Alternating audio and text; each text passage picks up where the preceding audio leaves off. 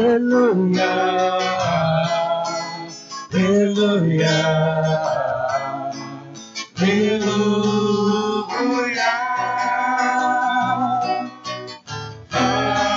aleluia, aleluia, aleluia.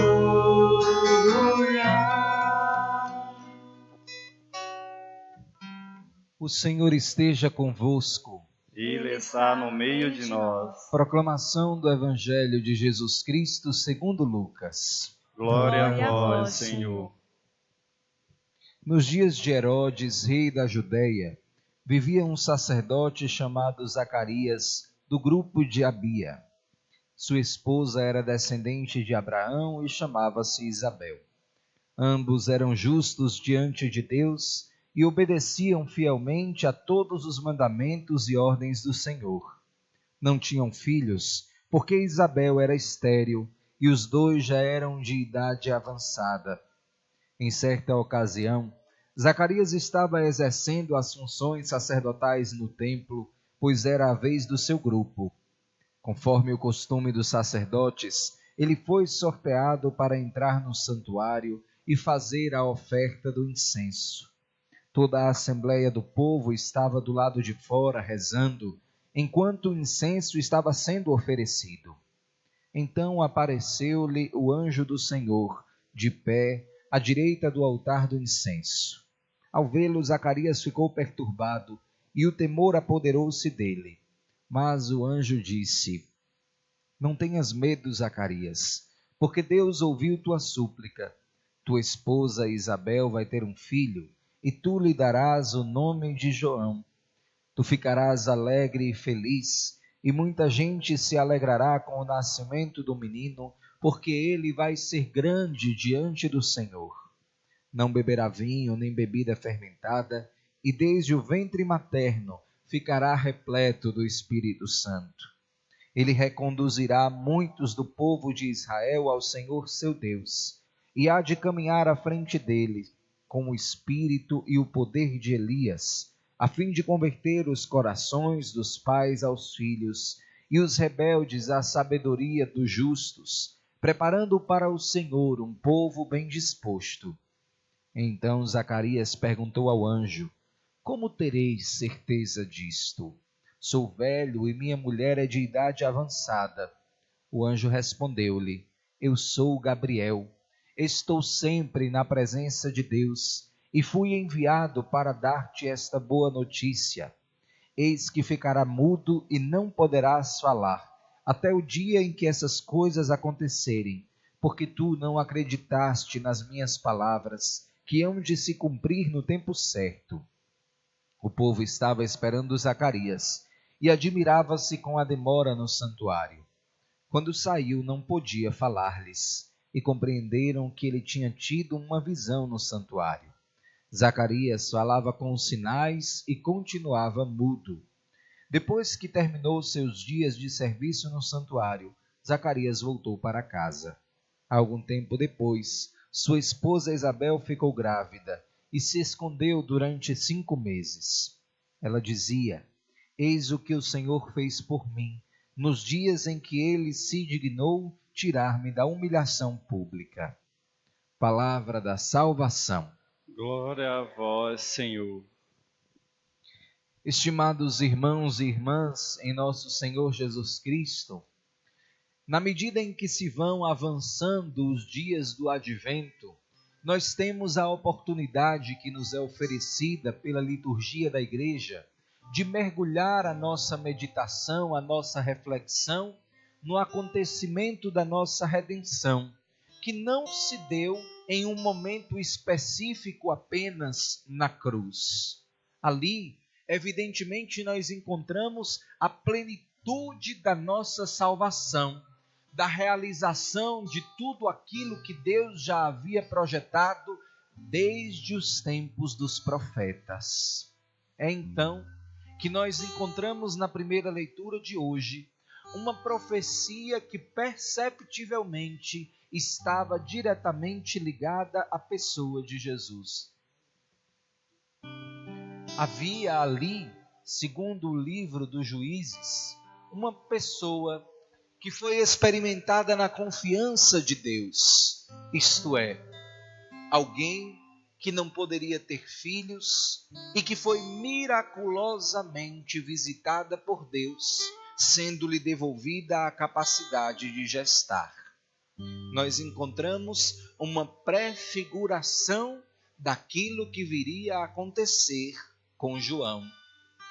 Zacarias e Isabel, parentes de Maria, não podiam ter filhos, porque Isabel, nos diz a palavra, além de ter idade avançada, era estéril, o que para aquele período tratava-se de uma maldição.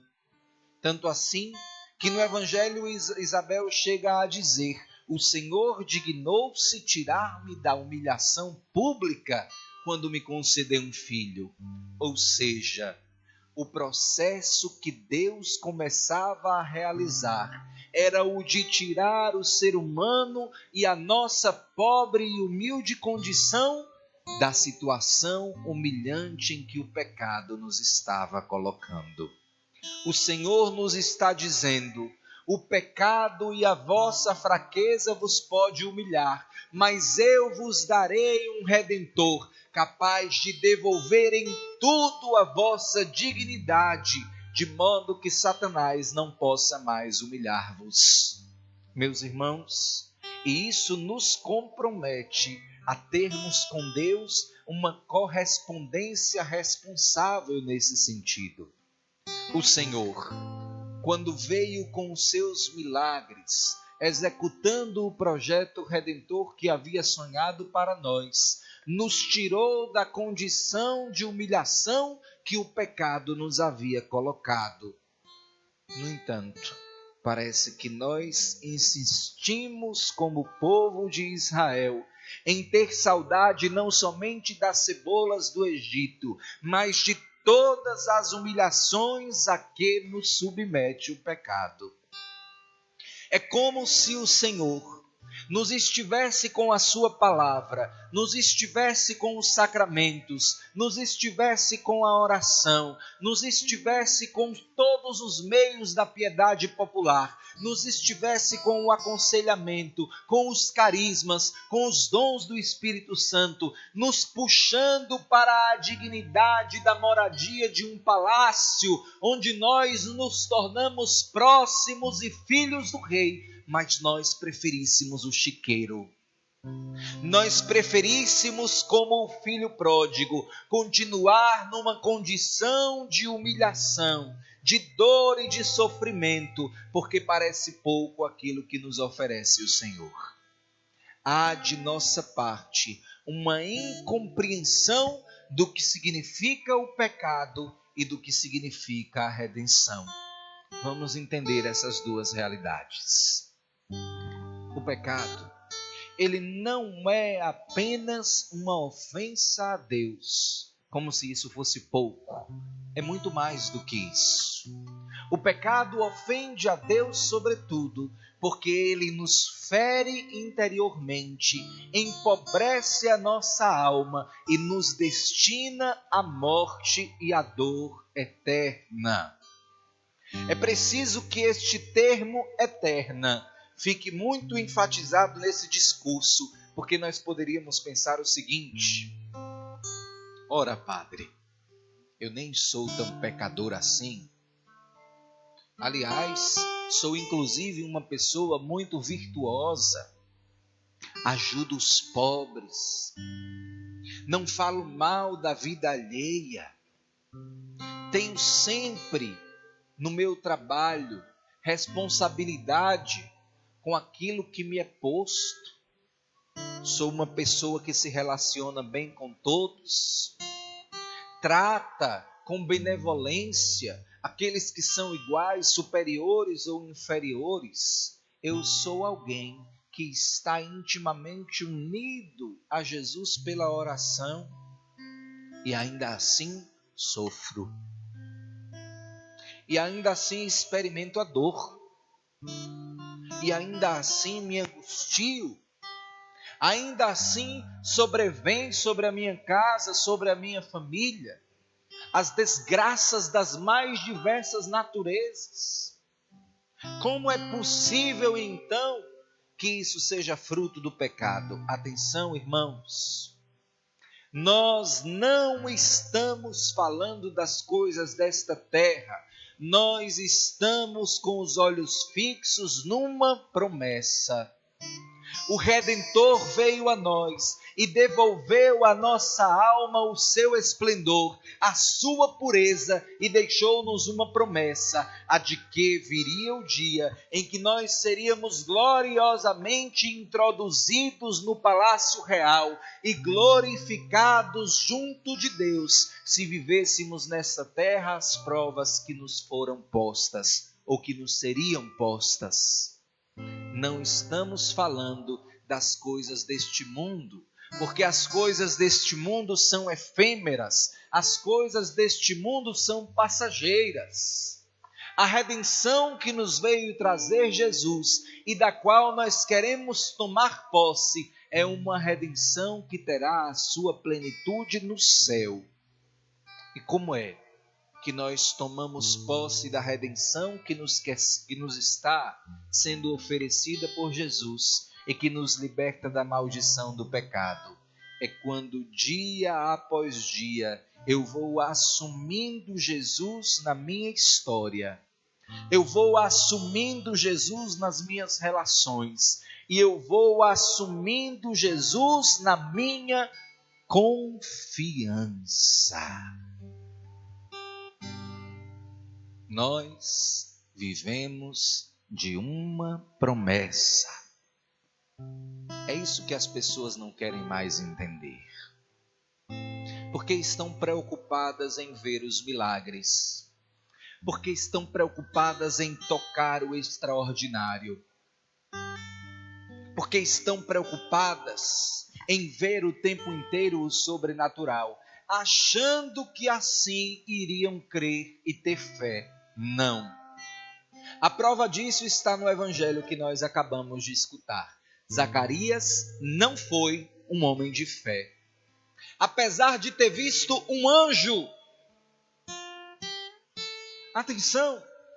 Quando não existe no nosso coração predisposição à fé, pode vir visitar a sua casa um anjo de Deus, falar com você, dizer o que quer, e ainda assim você seguirá sem fé. Por quê? Porque é um sem fé. Porque é alguém que não está disposto a caminhar segundo as promessas de Deus. Porque é alguém que está disposto a questionar o tempo inteiro as coisas de nosso Senhor, não importa o que você diga.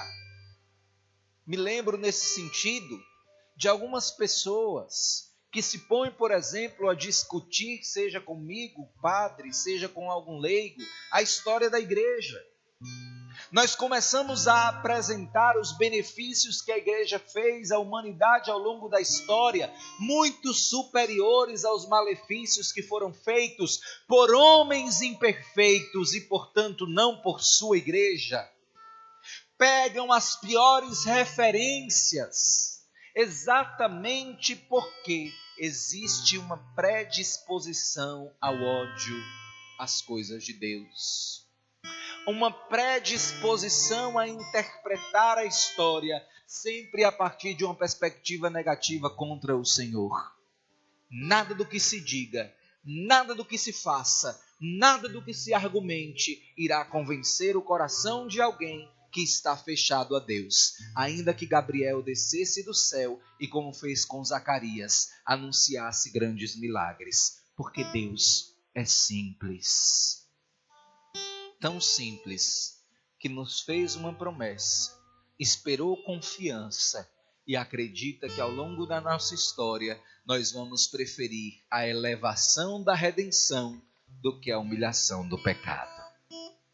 Perguntemo-nos: eu estou entre os que assumiram a elevação da redenção e bendito seja Deus por isso? Ou eu sou um daqueles que ao longo da minha vida, através da minha conduta pecaminosa, optou pela humilhação, pela indecência, pela maledicência, pela realidade mais baixa que há no pecado que rouba a nossa dignidade de filhos. O advento é tempo para fazermos a opção por Deus. A opção pela excelência de sermos filhos e de renunciarmos à indignidade do pecado, que não foi feita para nós, mas para Satanás e os seus demônios. Peçamos ao Senhor que nos ajude a assumir neste Natal que se aproxima a alegria de termos sido redimidos, para que, como Isabel, um dia enchamos os nossos lábios de louvor e digamos: o Senhor me livrou da humilhação, me elevou como filho e me ofereceu a eternidade como recompensa. Amém.